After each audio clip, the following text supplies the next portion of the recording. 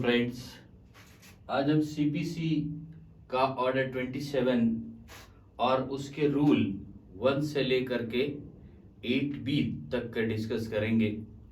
इसमें रूल 1 कहता है सूट बाई और अगेंस्ट द गवर्नमेंट। इसमें रूल 1 कहता है सरकार द्वारा या उसके विरुद्ध वाद। सरकार द्वारा या उसके विरुद्ध वाद। जब सरकार किसी पर वाद करेगी या कोई सरकार पर वाद करेगा तो उसके वाद पत्र तैयार करने के लिए या लिखित कथन दाखिल करने के लिए सरकार एक व्यक्ति को नियुक्त करेगी जो उस पर हस्ताक्षर करेगा सरकार की ओर से। सरकार की ओर से वह व्यक्ति उस पर हस्ताक्षर करेगा और वही प्राधिकृत व्यक्ति होगा सरकार की ओर से। ये बात रूल 1 में कहा। रूल 2 इसका कहता है, रूल 2 में कहा persons authorised to act for government. सरकार के लिए कार्य करने के लिए प्राधिकृत व्यक्ति। अब ये हो गया कि चाहे वो दावा करे और चाहे उस पर दावा किया जाए, उसके दावे पर और उसके जवाब दावे पर उसके प्राधिकृत व्यक्ति के दस्तखत होंगे। रूल 2 में कह दिया कि वो जो प्राधिकृत व्यक्ति नियुक्त किया जाएगा सरकार की ओर से, उस प्राधिकृत व्यक्ति को हम मान्यता प्राप्त अभिकर्ता कहेंगे। मान्यता प्राप्त अभिकर्ता कहेंगे सरकार की ओर से, वो समझे जाएंगे मान्यता प्राप्त अभिकर्ता। अब इसका रूल 3 कहता है कि पर्सन प्लेड्स इन सूट बाई और अगेंस्ट गवर्नमेंट। सरकार द्वारा या उसके विरुद्ध वादों में वाद पत्र। अब वाद पत्र में क्या होगा? सरकार है क्या, सरकार के विरुद्ध या सरकार द्वारा वाद कैसे किए जाएंगे, उसका हम धारा 79 सेक्शन 79 में पढ़ चुके हैं कि अगर कोई सरकार का डिपार्टमेंट है तो उसके हेड के नाम से, उसके हेड के पद के नाम से, जो हेड पद है उसके पद के नाम से, और प्रतिवादी है तो प्रतिवादी में भी उसके हेड के नाम से हम उसको पक्षकार बनाते हैं, विभाग के नाम से पक्षकार बनाते हैं, व्यक्तिगत नाम से उस जब कार्य कर रहा उस डिपार्टमेंट में तो व्यक्तिगत नाम से उसको पक्षकार नहीं बनाते और ना ही बनाएंगे। अब इसका रूल 4 कहता है against for government to receive process. आदेश का प्राप्त करने के लिए सरकार का अभिकर्ता।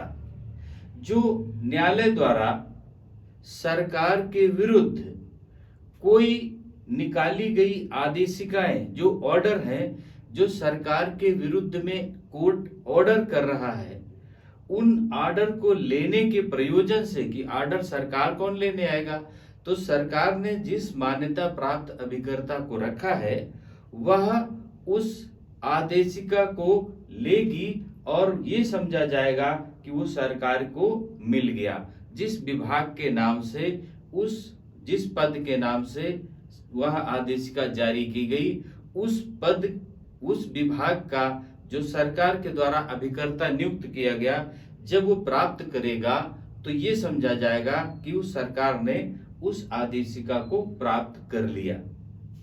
रूल 5 इसका कहा fixing of day for appearance on behalf of government. सरकार की ओर से उपसंजात के लिए दिन नियत किया जाना। अब ऐसा नहीं कि उसको नोटिस चली गई, क्या किया गया, जब उसको नोटिस प्राप्त हुई या जब उसको आदेशिका प्राप्त हुई कि इस तारीख को उपस्थित होना है, तो जो आदेशिका, जो सरकार का अभिकर्ता है, जो इसने प्राप्त किया, वह उस विभाग को उस आदेशिका की प्रति दिखाएगा और वहां से जो कमेंट्स लेगा, जो वहां के विभाग के द्वारा जो उसको बताया जाएगा, उसको संक्षिप्त रूप से उसको वो तैयार करेगा एज ए लिखित कथन या एज ए दावा। वो तैयार करने के बाद में जो डेट निर्धारित की जाएगी, जो तिथि निर्धारित की जाएगी, उस तिथि पर लगाएगा, या अगर नहीं लगाता है, वह समय मांगता है कि विभाग से अभी कंसल्ट करना है, तो वह तिथि आगे बढ़ा दी जाएगी। लेकिन अब ये नहीं कि उसको बढ़ाते जाएंगे, तो इसमें कहा गया वह तिथि कोर्ट आगे बढ़ा देगा, लेकिन 60 दिन से ज्यादा वो आगे नहीं बढ़ाएगा।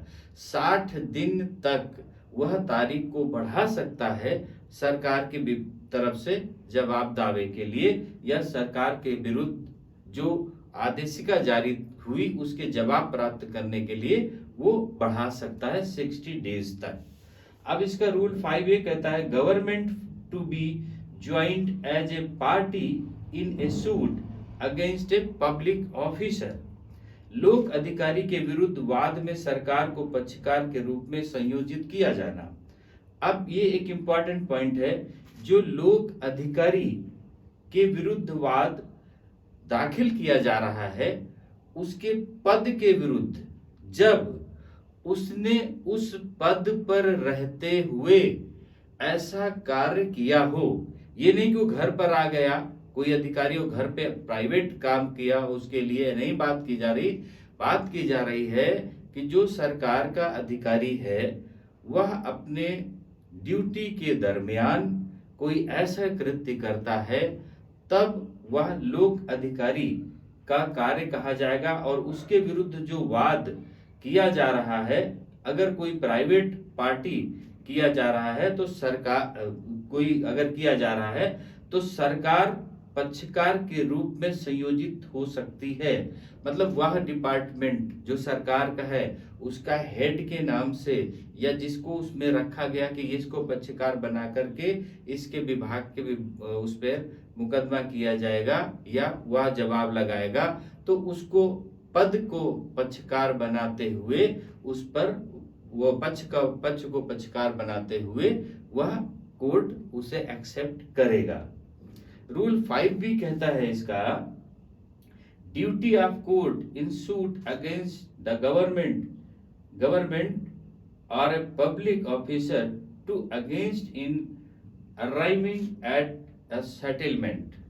सरकार या लोक अधिकारी के विरुद्ध वादों में निपटारा कराने में सहायता करने के लिए न्यायालय का कर्तव्य। अब इसमें इंपॉर्टेंट बात करी कि अगर वह प्रतिवादी पक्षकार सरकार है और सरकार का कोर्ट को कर्तव्य है कि जो प्रतिवादी पक्षकार जो सरकार है, अगर उसका कहीं से भी कोई ऐसा बिंदु मिल जाता है कि जिससे उन दोनों को निपटारा कराने में मदद मिलेगी, तो इसमें कहा गया कि सरकार या पद पर कार्य करने वाला लोक अधिकारी जो पक्षकार है, अगर वह न्यायालय का कर्तव्य पहला ये है कि वह हर संभव प्रयास करेगा कि उस वाद का निपटारा कर दिया जाए शीघ्र से शीघ्र, वाद बहुत लंबा ना चले, और किसी भी स्टेज पर किसी भी प्रक्रम पर उसे हल करने का कोर्ट प्रयास करेगी।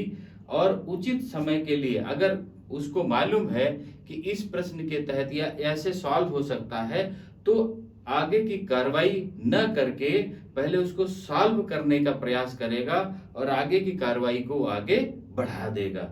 मतलब मान लेते हैं कि उसकी फाइनल हियरिंग है और फाइनल हियरिंग के पहले उसको ऐसा प्रतीत होता है कोर्ट को इसमें समझौता हो सकता है या ये वाद वापस हो सकता है, ये वाद समाप्त होता है, तो पहले उस वाद को समाप्त करने की कोशिश करेगा, उसके फाइनल हियरिंग को टाल देगा।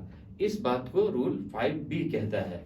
अब रूल 6 इसका कहता है attendance of person able to answer question relating to suit against government. Rule 6 कहता है इसका सरकार के विरुद्ध वाद से संबंध रखने वाले प्रश्नों का उत्तर देने योग्य व्यक्ति की हाजिरी।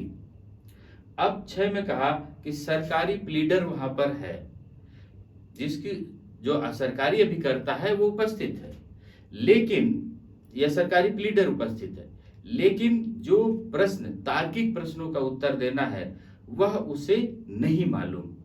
तो कोर्ट को जो प्लीडर है वो प्रार्थना पत्र दे सकता है कि जो तार्किक प्रश्नों का उत्तर जिसको देना है विभाग के, वह व्यक्ति इस तारीख को नेक्स्ट में आएगा। तो कोर्ट को ये अधिकार है, कोर्ट को ये समझ आना चाहिए कि उसे वो तत्काल आगे बढ़ा दे, ये नहीं कि उस दिन ही उसको सुनवाई के लिए नियत कर दे। तो इसमें कहा गया कि अगर प्लीडर पक्षकार है और सरकार की तरफ से कोई ऐसा व्यक्ति आना चाहता है जो उसका तार्किक प्रश्नों का उत्तर दे सके, तो ऐसे व्यक्ति की हाजिरी के लिए कोर्ट निर्देश देगी कि उसको आगे के लिए केस को बढ़ा दिया जाए। रूल 7 इसमें कहा extension of time to able public officers to make reference to government. Rule 7 कहता है समय का इसलिए बढ़ाया जाना कि लोक अधिकारी सरकार के निर्देश कर पूछ सके। अब मान लेते सरकारी प्लीडर या सरकारी अभिकर्ता वहां पर उपस्थित है जिसको उत्तर देना है और वो उत्तर जानता है, लेकिन पूरी तरह से वो कंफर्म नहीं है, तो फिर कोर्ट को ये कहा गया कि वह उसको कोर्ट इसलिए समय देगा ताकि वह विभाग से कंसल्ट कर ले और विभाग से कंसल्ट करने के बाद में उन तार्किक प्रश्नों का उत्तर जो समुचित विभाग के द्वारा है उसको एकत्रित करके कोर्ट के सामने वो प्रस्तुत करे। तो रूल 7 में कहा गया कि अगर उसको है तो अगर उसको समय बढ़ाना है तो वह समय को बढ़ाएगा ताकि वह उचित उत्तर के लिए विभाग से कंसल्ट कर सके और कोर्ट के समक्ष प्रस्तुत कर सके। अब रूल 8 इसका कहता है procedure in suits against the public officer. लोक अधिकारी के विरुद्ध वादों में प्रक्रिया। वादों में प्रक्रिया क्या, प्रोसीजर क्या होगा लोक अधिकारी के विरुद्ध जब हम दावा करते हैं। तो जब लोक अधिकारी के विरुद्ध वाद की प्रतिरक्षा करने का जिम्मा जब सरकार लेती है, क्योंकि उसने ऑन ड्यूटी वह कृत्य किया और उसके ऊपर विभाग को पक्षकार बनाया गया और विभाग के पक्षकार का ये कर्तव्य है कि अपने डिपार्टमेंट का या अपने विभाग की रक्षा करे। इसलिए अगर वहां पर उसने रक्षा करने का जिम्मा लिया है तो फिर वह सरकारी प्लीडर वाद पत्र का उत्तर देगा। उसका कौन उत्तर देगा? सरकारी प्लीडर उसका वाद पत्र का उत्तर देगा और जिस दिन उत्तर देने हेतु नियत है वह उसी दिन उत्तर देगा, या नहीं तैयार है उसका तो वह कोर्ट से अनुरोध कर सकता है कि विभाग से कंसल्ट होने में समय है, तो विभाग उसको बढ़ा देगा और सरकारी प्लीडर उसका उत्तर देगा। अब इसमें एक बात और कही कि प्रतिवादी की गिरफ्तारी और कुर्की डिग्री के निष्पादन में ही की जा सकेगी, उसका पहले सरकारी अधिकारी को डिग्री या कुर्की नहीं की जा सकेगी। अब जब उसका डिग्री हो गया, उसका निष्पादन हो गया, तब रूल के अनुसार ही उसका जो है एग्जीक्यूशन किया जाएगा, उसकी गिरफ्तारी की जाएगी, उसके पहले उसकी गिरफ्तारी नहीं की जाएगी। अब रूल इसका 8A कहता है no security to be required from government और a public officer in certain cases. कुछ मामलों में सरकार से या लोक अधिकारी से कोई प्रतिभूति अपेक्षित न की जाएगी। इसमें कहा कि अगर सरकार में या लोक अधिकारी ऐसा वाद है जो अपने पद पर रहते हुए उसने वह कृत्य किया है और उस कृत्य के तहत वाद दाखिल किया गया है, तो आदेश 41 नियम 5 और 6, आदेश 41 नियम 5 और 6 में यथावर्णित प्रतिभूति नहीं दी जाएगी। मतलब उसमें जो प्रतिभूति दी गई कि ये प्रतिभूति दी जाएगी, ये नहीं दी जाएगी, तो आदेश ऑर्डर 41 रूल 1, 5 एंड 6 के तहत वह प्रतिभूति जो उसमें नोट है उसे वह देने का अधिकारी नहीं होगा, वो नहीं देगा। अब रूल 8B में कहा definitions of government and government pleader. सरकार और सरकारी प्लीडर की परिभाषाएं, सरकार और सरकारी प्लीडर की परिभाषाएं इसमें दी गई। सरकार और सरकारी प्लीडर में इसमें कहा गया कि वो तभी समझी जाएंगी। इसका सब क्लॉज ये कहता है कि अगर केंद्र सरकार है या उसके विरुद्ध कोई लोक अधिकारी है जिसके विरुद्ध दावा किया गया है, तो केंद्र सरकार ऐसा व्यक्ति नियुक्त करेगी जो उस दावे को दाखिल कर सके या उस दावे को उत्तर दे सके, तो वह नियुक्त अधिकारी प्लीडर होगा, वह प्लीडर से ही अभिप्रेत किया जाएगा। और अगर राज्य सरकार, उसका सब क्लॉज सी कहा गया कि अगर राज्य सरकार ऐसे दावे के लिए कोई अधिकारी प्लीडर नियुक्त करता है जो उसका जवाब दे सके या उस पर दावा कर सके, तो वो सरकारी प्लीडर होगा। अब इसमें जो डेफिनेशन की बात करी गई कि प्लीडर और सरकार की, तो वो हमारा सेक्शन 2, हमारे जो धारा 2 है उसके खंड 7 में दी गई है दोनों परिभाषाएं, जिनको हम इसके पहले एक्सप्लेन कर चुके हैं। तो अभी इसमें से वेरी इजी चैप्टर है ये, वेरी इजी ऑर्डर है। ऑर्डर 27 की सरकार के विरुद्ध कब बात करेंगे, सरकार के विरुद्ध कैसे किया जा सकता बात, सरकारी प्लीडर क्या है और जो अभिकर्ता है वो क्या है, इन बातों के बारे में बात किया गया। अब हम ऑर्डर 27A नेक्स्ट पार्ट में मिलते हैं। ओके, थैंक यू, जय हिंद।